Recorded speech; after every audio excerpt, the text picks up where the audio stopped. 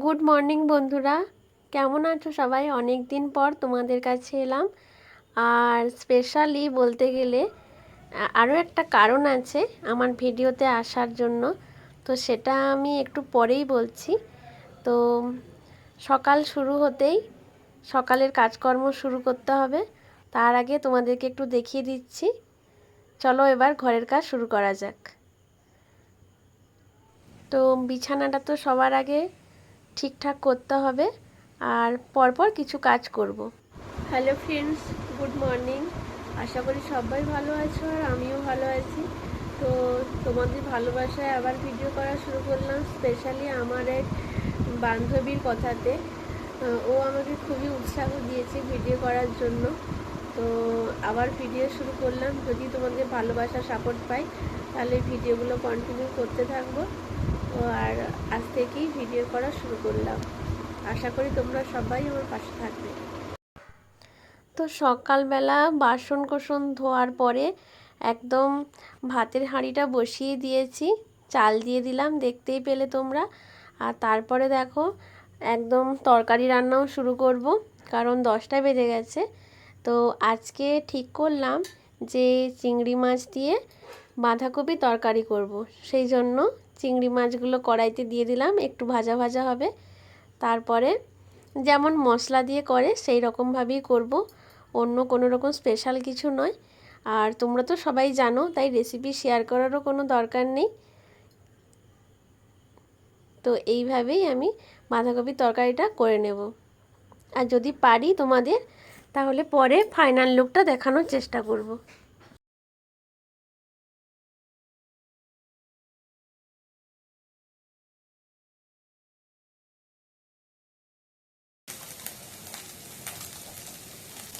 তো ওইদিকে বাঁধাকপির তরকারিটা হতে থাক, আর বাকি অন্যান্য কাজ কিছু করিনি।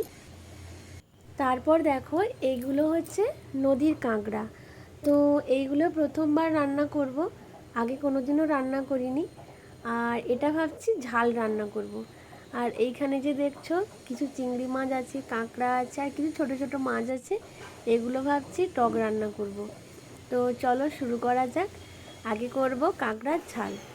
তো কাঁকড়ার ঝাল করার জন্য প্রথমে কড়াইতে তেল দিয়েছি, তেলটাও গরম হয়ে গেছে। এরপর কাঁকড়াগুলো একটু ভেজে নেব। তো কাঁকড়াগুলো দিয়ে দিয়েছি আর একটু হালকা করেই ভাজবো। তো ওদিকে ভাজা হচ্ছে আর এই দিকে বাঁধাকপির তরকারিটা ফুটছে।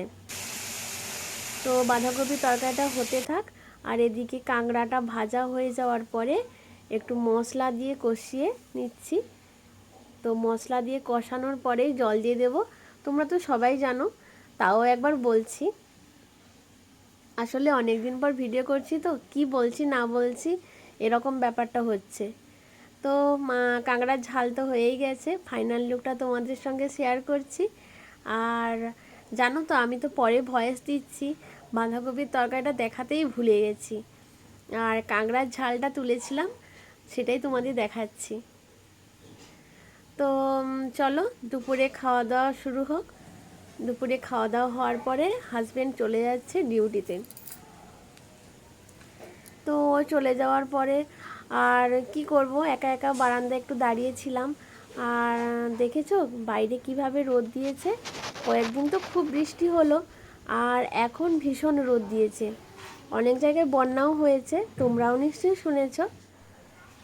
তো সব কিছু মিটে যাওয়ার পরে এখন সন্ধ্যা হয়ে গেছে, আর আমিও চলে এসেছি সন্ধ্যা দেওয়ার জন্য।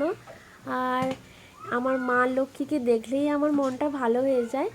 গত বছর মা লক্ষ্মীকে এনে আমি নিজে হাতে পুজো করেছিলাম, কোনো ব্রাহ্মণ দিয়ে নয়, আমি নিজের মতো করে পুজো করেছি। আর সেদিন থেকে মা লক্ষ্মীকে পুজো করি। আর তো এখানে সন্ধ্যা দিয়ে দিচ্ছি। আর আজকে যেহেতু প্রথম ভিডিও আবার শুরু করলাম, তো আজকের ভিডিওটা আমি বেশি বড় করছি না, ছোটোর মধ্যেই রাখছি। আর তোমরা আমাকে সবাই একটু সাপোর্ট করো, ভালোবাসা দিও। যদি ভিডিও ভালো লাগে তাহলে অবশ্যই লাইক করো, কমেন্ট করো। আর নতুন বন্ধুরা অবশ্যই সাবস্ক্রাইব করে দিও। তোমাদের ভালোবাসা, তোমাদের সাপোর্টে আমি এগিয়ে যেতে পারবো, আর আমিও তোমাদের পাশে আছি, থাকবো। তো চলো তাহলে আজকের ভিডিও এই পর্যন্ত।